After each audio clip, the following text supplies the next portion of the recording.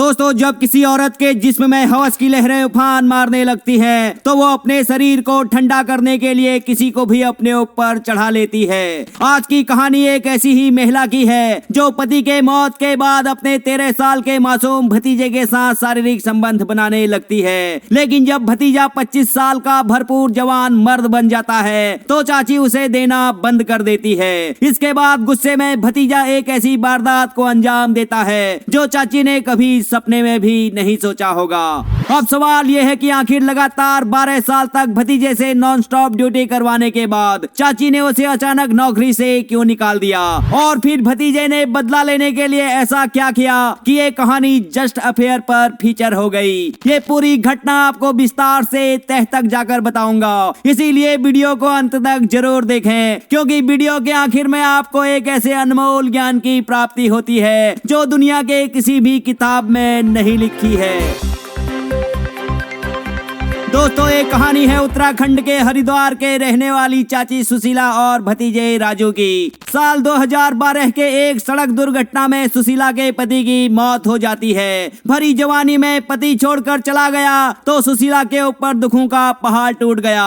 उसे अपना घर सूना सूना सा लगने लगा तो वो अपने मकान में ताला लगाकर 5 साल के बेटे संजू और 3 साल की बेटी को लेकर अपने मायके चली गई। सुशीला के पति 2 भाई थे। उसका जेठ अपने परिवार के साथ दिल्ली में रहता था, जबकि घर और जमीन जायदाद की देखरेख सुशीला का पति करता था। लेकिन सुशीला के मायके चले जाने के बाद घर बंजर पड़ने लगा।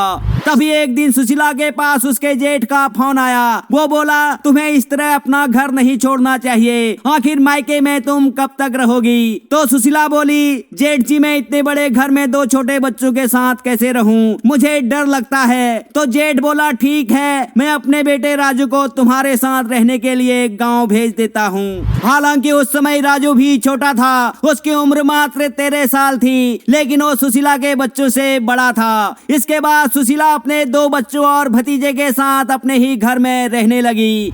धीरे धीरे वक्त बीतता गया और सुशीला भी अपने दुख दर्द भूलकर जिंदगी में आगे बढ़ने लगी। दोस्तों, सुशीला के पास खाने खर्चे की कोई कमी नहीं थी, क्योंकि वो एक संपन्न परिवार से थी। पति के बैंक अकाउंट में भी काफी पैसा था और ऊपर से जेठ भी उसके लिए खर्चा भेजता रहता था। पेट की भूख मिटाने के लिए सुशीला के पास हर चीज मौजूद थी, लेकिन अब धीरे धीरे उसे जिस्म की भी भूख सताने लगी थी। सुशीला, 2 बच्चे और भतीजा एक ही बेड में सोते थे। एक दिन सभी बच्चे गहरी नींद में सो गए तो सुशीला का मन मचलने लगा। वो चुपके से अपने भतीजे राजू का सहलाने लगी तो कुछ देर में राजू का टाइट हो गया। ये देखकर सुशीला खुश हो गई। वो समझ गई कि राजू की मदद से वो अपनी जिस्म की भूख मिटा सकती है। इसके बाद रोज रात को बच्चों के सो जाने के बाद सुशीला राजू को अपने बाहों में भर लेती थी और उसके नाजुक अंगों को सहलाने लगती थी। राजू को शुरुआत में बड़ा अजीब सा लगता था, लेकिन धीरे धीरे उसे अच्छा लगने लगा। फिर एक रात वही हुआ जो सुशीला चाहती थी। इसके बाद दोनों चाची भतीजे का चिकाई अभियान शुरू हो गया और ये सिलसिला लगातार चलता रहा। अब सुशीला राजू को अच्छे से घी, दूध, दही, काजू, किशमिश, बादाम खिलाती थी और उससे रात भर ड्यूटी करवाती थी। धीरे धीरे राजू बड़ा होता गया, उसके अंदर ताकत भी बढ़ती गई और वो काम कला में निपुण भी होता गया। ऐसा करते करते 12 साल बीत गए। अब राजू 25 साल का दमदार युवक बन चुका था और सुशीला के 2 बच्चे बड़े हो चुके थे। बेटा सन्नी 17 साल का हो चुका था। सन्नी को बचपन से ही अपनी माँ और चचेरे भाई के बीच संबंधों की जानकारी थी। उसने कई बार इन दोनों को करते हुए देखा भी था। वो पिछले कुछ सालों से इस रिश्ते का विरोध भी करने लगा था, लेकिन सुशीला और राजू उसे इग्नोर कर देते थे। लेकिन अब सन्नी बड़ा हो चुका था, समझदार हो चुका था, लिहाजा वो इन दोनों के बीच लोहे की दीवार बनकर खड़ा हो गया। उसने अपनी माँ और चचेरे भाई से साफ शब्दों में कह दिया कि अगर आज के बाद तुमने इस घर में एक सेट बासेट किया तो मैं ये बात सबको बता दूंगा। बेटे का उग्र रूप देखकर सुशीला डर गई और उसने राजू को देना बंद कर दिया। लेकिन अब तक राजू को पूरी तरह से चाची के जिस्म की लत लग चुकी थी। उसने कई बार अपनी चाची से कहा, हम चोरी छिपे कर लेते हैं, सनी को कुछ पता नहीं चलेगा। लेकिन सुशीला ने कहा, अब तक तुम्हारे और मेरे बीच जो भी हुआ तुम उसे भूल जाओ, अब ये सब नहीं हो सकता है। जिस चाची ने राजू को खिला पिलाकर जवान बनाया था, 64 के 64 आसनों का ज्ञान दिया था, जब उसी चाची ने राजू को देना बंद कर दिया तो राजू के ऊपर दुखों का पहाड़ टूट गया। वो सोचने लगा ये सब सन्नी की वजह से हुआ है, अगर सन्नी नहीं होता तो उसको ये दिन नहीं देखना पड़ता। अब राजू को 61-62 ना के 2 हफ्ते बीत चुके थे। वो चाची के वियोग में पूरी तरह से व्याकुल हो चुका था। शरीर की गर्मी दिमाग में असर करने लगी थी। वो चाची को पाने के लिए किसी भी हद तक जाने के लिए तैयार था। तभी वो एक दिन सनी को किसी बहाने अपने साथ जंगल ले गया और वहाँ गला दबाकर उसकी हत्या करके 100 झाड़ियों में छिपा दिया।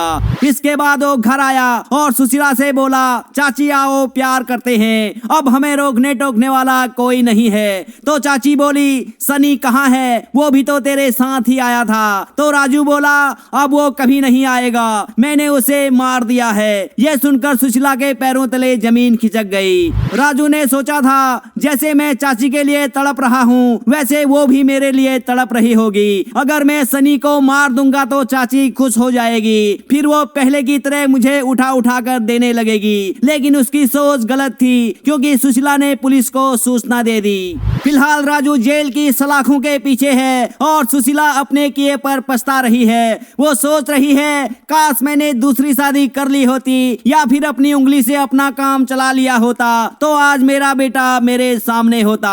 तो दोस्तों उम्मीद करता हूँ इस कहानी से आप ये जरूर समझ चुके होंगे कि अवैध संबंधों का अंत हमेशा खौफनाक होता है। इसीलिए मनुष्य को जिंदगी में सेक्स सिर्फ और सिर्फ पति पत्नी के साथ ही करना चाहिए, नहीं तो अपने ही हाथों से अपना पानी झाड़ कर चुपचाप सो जाना चाहिए। फिलहाल मैं संतोष आर्या मिलता हूँ आपसे कल रात 8 बजे किसी ऐसे ही क्राइम स्टोरी के साथ। तब तक के लिए सावधान रहें, सुरक्षित रहें, अपनों का ख्याल रखें। धन्यवाद।